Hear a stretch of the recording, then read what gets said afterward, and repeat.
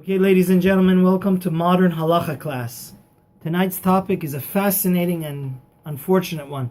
We hope it never comes up, but I was listening to a class from Rabbi Frand and studying Rav Ovadia's book, Chazon Ovadia, page Taf Kuf Zayin Chelek Aleph on Halachat Avelut. We know suicide is a terrible, terrible crime in Judaism. But the question is it ever possible? And there was a very unfortunate case with an undercover Shin Bet spy that he was going into very dangerous enemy territory and he got caught. And somehow they were torturing him so bad, somehow he was able to get a message to his rabbi that I'm afraid I'm going to spill secrets of the state, right? And give the names of a lot of double agents and all these, secrets, and put the lives of maybe dozens upon dozens of people at stake. So, can you guys get me some poison? Because a lot of people, spies and things have these poison pills. Would that Israeli spy be able to commit suicide? So, we know we're going to say a very clear and concise class about why we shouldn't do suicide and how we know, but is there any exceptions? For example, in this case of this Israeli soldier where he can't take the torture anymore, and can the IDF or Shin Bet somehow supply him with the poison and he's allowed to take it because he's on the verge of diverging some very, very sensitive material that could put people's lives at age. So, if we look at the halacha, it's very crystal clear. Judaism frowns upon terribly somebody that commits suicide. Just to read from Rav Ovadia's book, it says, Hame'abed atzmo leda'at, somebody that commits suicide. It's a terrible sin. Because the Gemara in Sanhedrin, we learned from Parshat Noach. After Noah comes out of the ark, God tells him you're allowed to eat animals. Because, previous to that, everybody was a vegetarian. Which, under the circumstances, something happened in my life, it may not be such a bad idea to be vegetarian. At least Adam you're. And Eve was vegetarian. Yeah. Adam and Eve, Cain and Hel, everybody was vegetarian till Noach. When Noach came out of the ark, God told him, Noach, you're allowed to kill animals, but make sure that you kill them before you rip off their limbs. And since you're gonna, by killing an animal, it makes you a little bit more vicious and less sensitive to life. Because animals also have a certain level of life. Obviously, it's nothing to compare. God reminds us, don't do murder. You're only allowed to kill animals. And the commentators say there, since humans look similar to animals, both of them are living beings, and they have similar physical and biological symptoms, God makes very crystal clear to Noach. It says this in Torah in the chapter 9, passage Hey of Bereshit. God says no murder, and you're not even allowed to murder yourself. It says, Ach et demechem lenafshotechem idrosh. Murder is the 10 Commandments. But it's fascinating that our life was given to us by God, right? It's a gift. God gives it, God takes it. That's why we Jews, we're going to have to do another class because I had to deal with this almost a half a dozen times in the last 10 years where doctors want to pull the plug on somebody. God gives our life, and God takes our life. We're not allowed to take our own life. And even if you take your own life, it's like you murdered, you understand? Somebody that kills himself is still a murderer. Because your life was a gift from God. You're not, you understand? Yeah. You're not the owner of your own life. God doesn't give you the jurisdiction to take your own life. You're leasing your body pretty much. Exactly. That's a nice way of saying You're it. not renting it, you're leasing it. Mm-hmm. And therefore, the halacha even goes to great lengths to discourage from people committing suicide. It says somebody that we know commits suicide, in principle, now we're going to see it may be different practically, we don't even sit Shiva for him. Can you imagine that? Somebody that commits suicide, of course, we would bury him, but we, usually, God forbid, we rip our clothing. We don't rip our clothing for somebody that commits suicide. We don't even eulogize him, en maspidinoto. But obviously, we have the decency we don't go as far to say we wouldn't, Pray for him. no, bury him. We would make an official funeral and bury him, and buy him a coffin and say all the blessings of Baruch Dayan Ha'emet, because that's more for the honor of the family, right? The family, at least, he was a terrible fool. He did the most terrible thing, murder of his own life, which he wasn't allowed to. But of course, even though we don't do a lot of other laws of mourning, we do, bury him and give him that type of decency and honor. So, what happens in the case a person goes in a bridge, on top of a bridge, and his back is on the bridge, and he's not intentionally... No, yeah, we're going to talk about that. Because practically speaking, can you imagine? There was a case that it was questionable in our community almost a month ago. It's a terrible embarrassment, Like, it's a custom in the Iranian culture that on the seventh day, hundreds of people come to a big synagogue to give condolences to the family. They wouldn't do that? According to the letter of the law, that's right. Because since this person committed such a terrible crime, he doesn't deserve to have a eulogy. He doesn't deserve for us to rip our clothing for him. He doesn't deserve... Yeah, they're unfortunately. Now, the Rambam explains why, the rationale behind this. There's a fascinating idea. Why do we mourn? Why do we do avelut? Why do we mourn for a dead person? Is it to honor the dead person, or is it to honor the family, the surviving family, to comfort them? So this is a fascinating dispute between the Rambam and the Ramban, Maimonides and Nachmanides.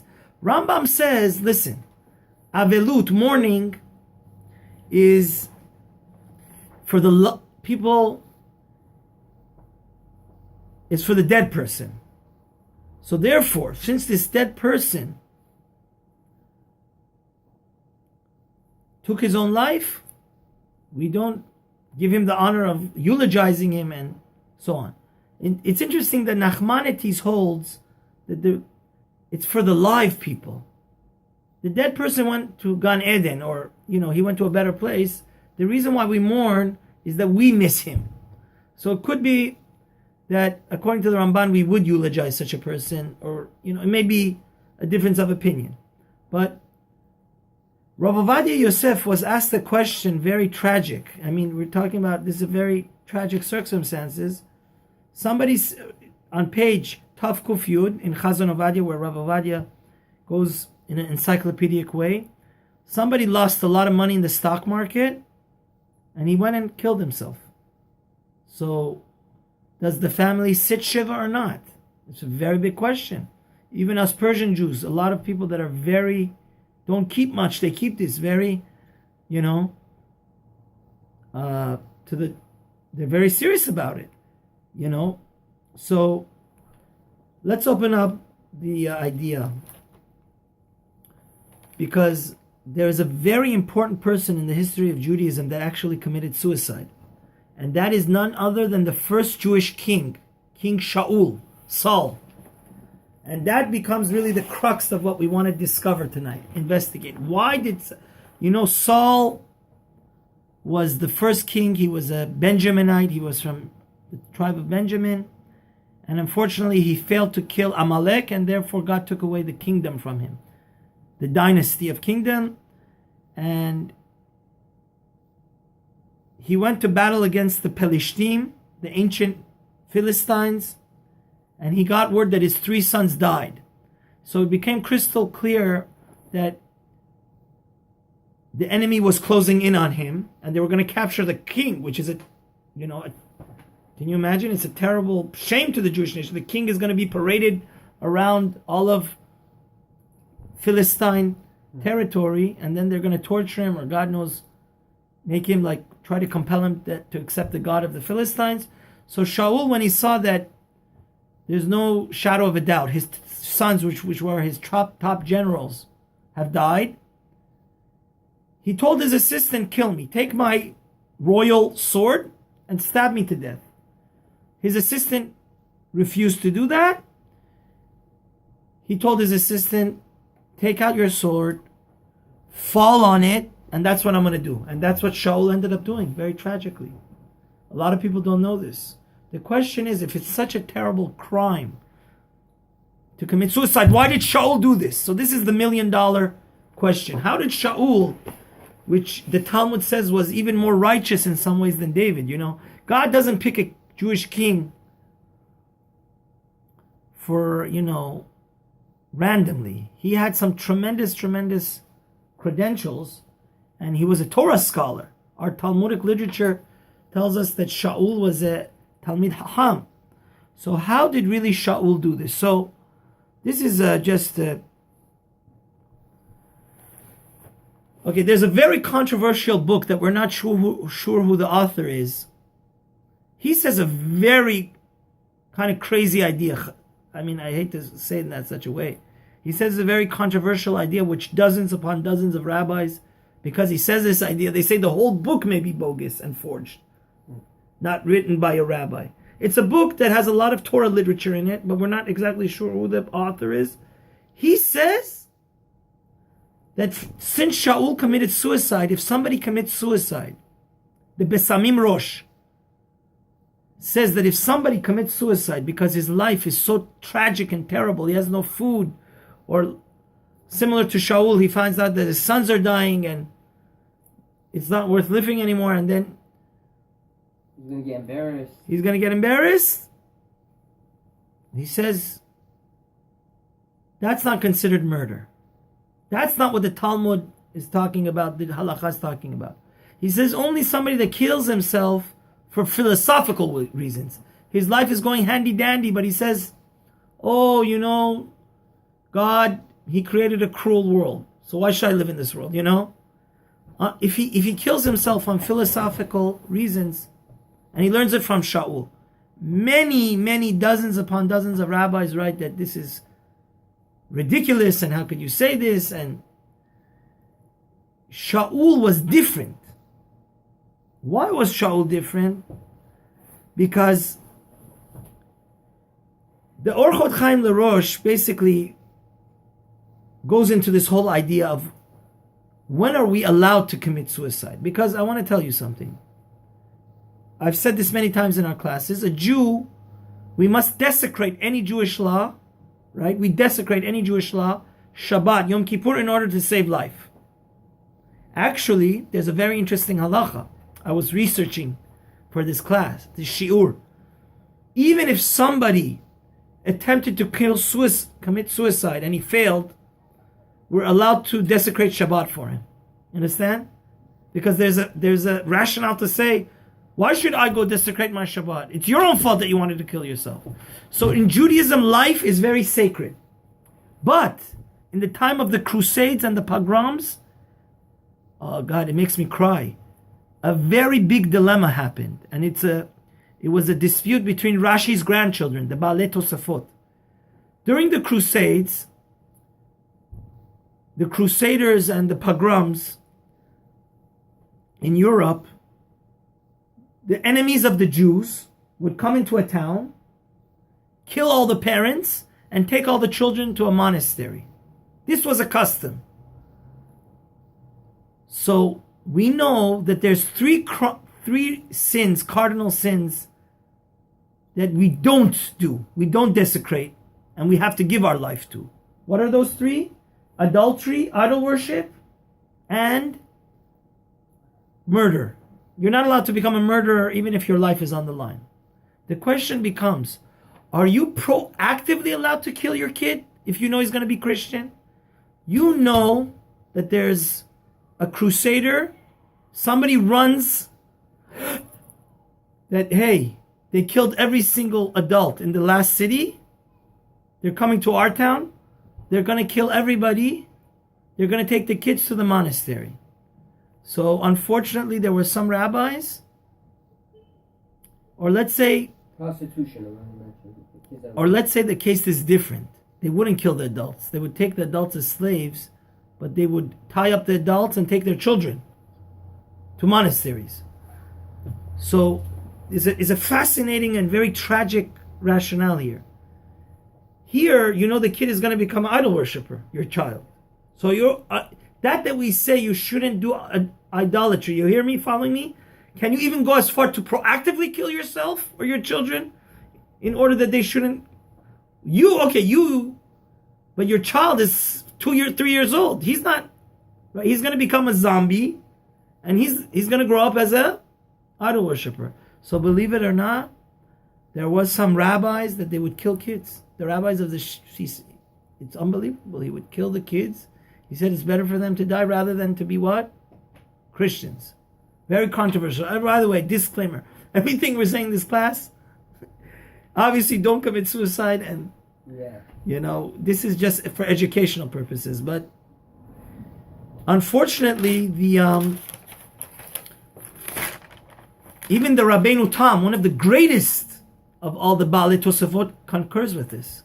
He says, since, let's say, the Goyim are torturing you during the Crusades or during the Spanish Inquisition, till a point that you're about to say that an idol is God. Can you take the knife out of your torturer's hands and just stab yourself in the heart or not? Yeah. So this is a difference of opinion.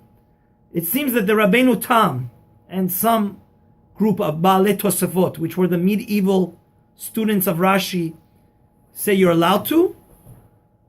The Ri Hazaken emphatically says no. That we find Abraham was thrown into the fire, or Michael, Hananiah, and Azariah were thrown into the fire, they were passive, right? We're not going to commit idol worship. But if you go and throw us in, then, we're passive. But we're never allowed to proactively do this. In the Bet Yosef, it seems that the Bet Yosef concurs with the opinion of the Ri, that you're never allowed to commit suicide, even if they're torturing you, or they want, or for a fact your children are going to become what? Raised as Christians, or even though if you're on the verge of yourself becoming an idol worshiper, and saying, because that you have to give your life is passively. Proactively, we never commit suicide. But again, Shaul. So there is how do we explain Shaul? There's a source in the Gemara that says Shaul shelo b'ritzon chachamim. You know what that means? Shaul was mistaken. Shaul, he got depressed. He found that his sons were killed. Somehow, sometimes we forget the halacha. Sometimes you're in such a fog of war that we can't use Shaul as a classical example, right? This school of thought would say Shaul is in the wrong. We're never allowed to commit suicide, even if you are on the verge of being tortured and your children are going to become what? They're going to become idol worshippers. But there's one of the greatest rabbis of the medieval times. His name was the Yamshel Shlomo. He explains in a very fascinating way, which will tell us about the Israeli spy. The Yamshel Shlomo says something fascinating, and it's very true.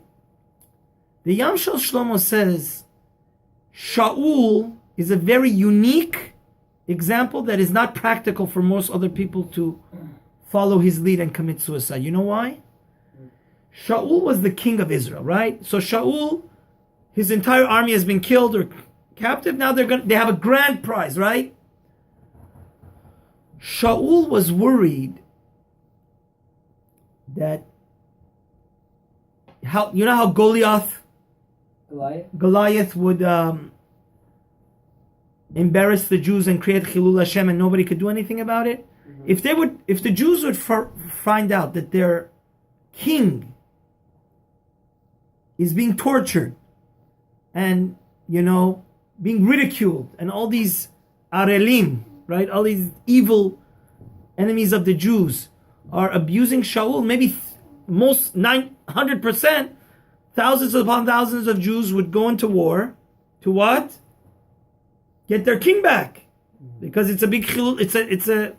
It's shameful, to have the king being paraded, and God knows what kind of torture they would do, or God knows, maybe they would even like the Crusaders, they would torture him to such a point that he would in front of a stadium of non-Jews say, yeah, the God of Israel doesn't exist. Torture, unfortunately, has results. There's, some people, they can't take it. So he says, in the case of Shaul, remember I told you that there was two schools of thought amongst the Baalei Tosafot? Even the Ri would agree, because he was allowed to commit suicide. You understand? Even the Ri that says you're usually not allowed to commit suicide if your life is in danger or you're going to become an idol worshiper. But if by you killing yourself, you save thousands of other people from not dying. The Yam Shel Shlomo's Chiddush is fascinating.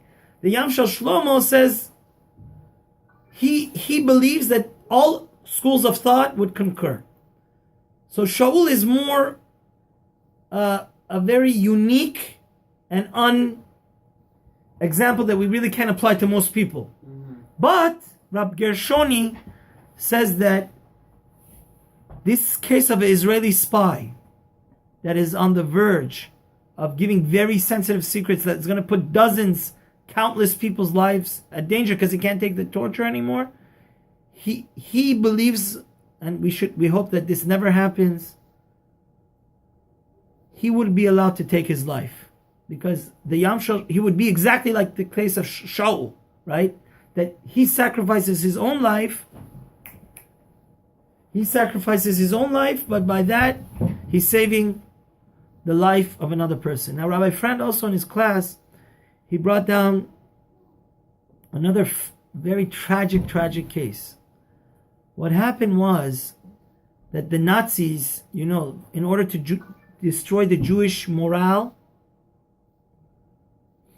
of the Jews, that they shouldn't do a Warsaw Ghetto rebellion, they would first hang the president and the rabbi of the community, all the prominent people of the community, and torture them so nobody would have even think about starting up against the Nazis.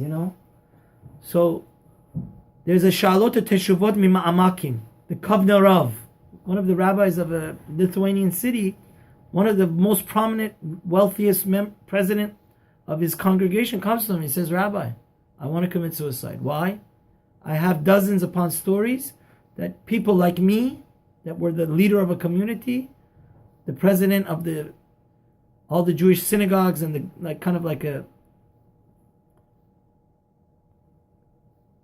they took their children and grandchildren, tortured them, slaughtered them before their eyes, and then killed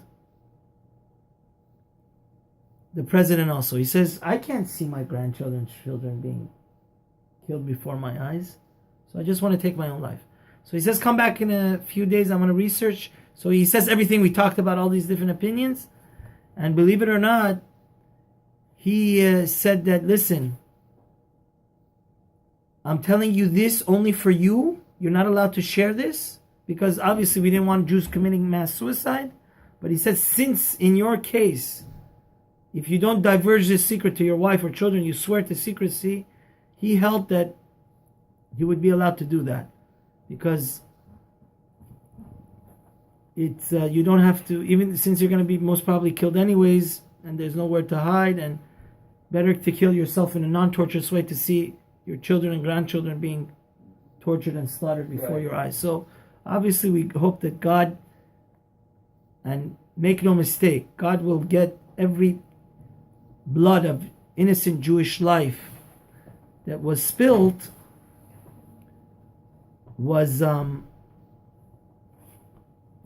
God will take the ultimate revenge against those people. God knows everything. Yeah. So going back to our case, which we hope never happens, but it's very important for me to give this class also, because we're living in a time where a lot of people have depression, and Americans. That guy that Rav Ovadia talked about, that committed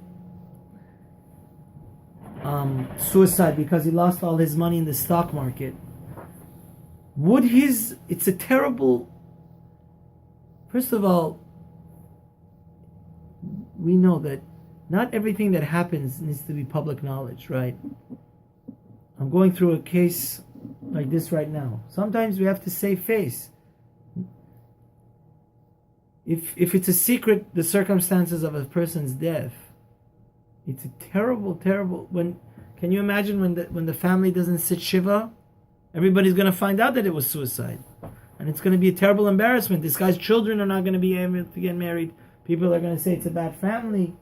So, So it's interesting that the Ben Ishchai in Rav Pa'alim, Chelek Gimel, Teshuvah, Kaftet says that this entire law that we said, that people that commit suicide, we don't mourn for them and rip our clothing, he says that there's 3 conditions for this halacha that has to be met in order for this halacha to actually happen. And Rav Ovadia concurs with this. He says, first of all, he has to have a suicide note. We have to have evidence that he wanted to commit suicide, because maybe it was an accident. So either he has to tell somebody that I have a hard life, whatever. There has to be evidence, either himself telling us before he kills himself, or maybe he just slipped and fell, That's the first thing. Or in our generation, text or email, right? Or something to that. Yeah, text or email, God forbid. That she'omer shu ole legag. He said, listen, guys, I have a plan to commit suicide. And the second condition, in order for us to label him, because it's a very nasty label for the family, it's shameful that for them not to. The second condition is that he has to have committed the suicide within a day, within a very short time frame. He can't have the suicide note, then 2 months later died, because then we don't put 2 and 2 together. It could be that was an accident, and then we would just treat him as a regular person to do all the laws of mourning. And the Ben Ishchai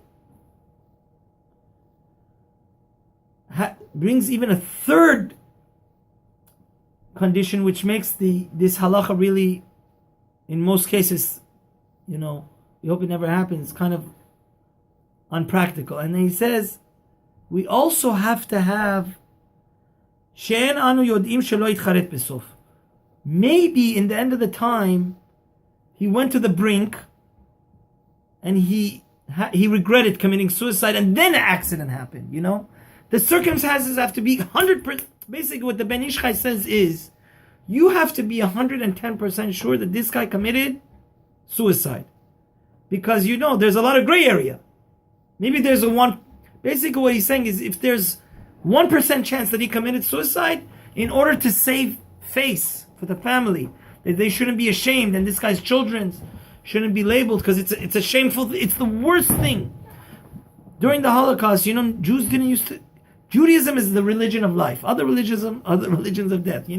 We Jews, the reason why we exist to this day, if anything we learn from this class that I gave today to you, is Judaism is about life. The reason why we have all these laws is to tell people, even if you have the most horrible life, you're under the Nazis, you're in the Holocaust, you fight what? To live. But basically, so Rav Ovadia, based on the Ben Ishchai, says that the case of the stock market, we know that the guy was depressed, but as long as there's not 110%, 100% sure, we're sure that it wasn't an accident somehow. Maybe, he was doing risky things, but at the end of the thing, he wanted to pull back, and there was an accident that he died, And considering that there's an extraordinary burden upon us, the rabbis, to help the Hanami family not to be ashamed. And also Rav Ovadia brings another thing, is that it could be that the family doesn't have to eulogize him. But it doesn't mean it's asur for them to eulogize him. You see that fine line?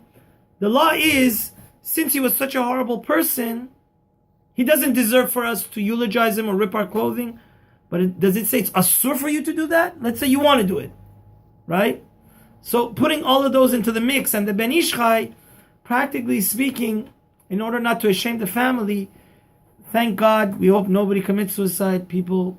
And I want to say this, that it's a tremendous, tremendous burden upon the rabbis, and somebody that you see is suicidal, you need to get him help. Don't brush it under the carpet, because you have to take it in the most serious ways.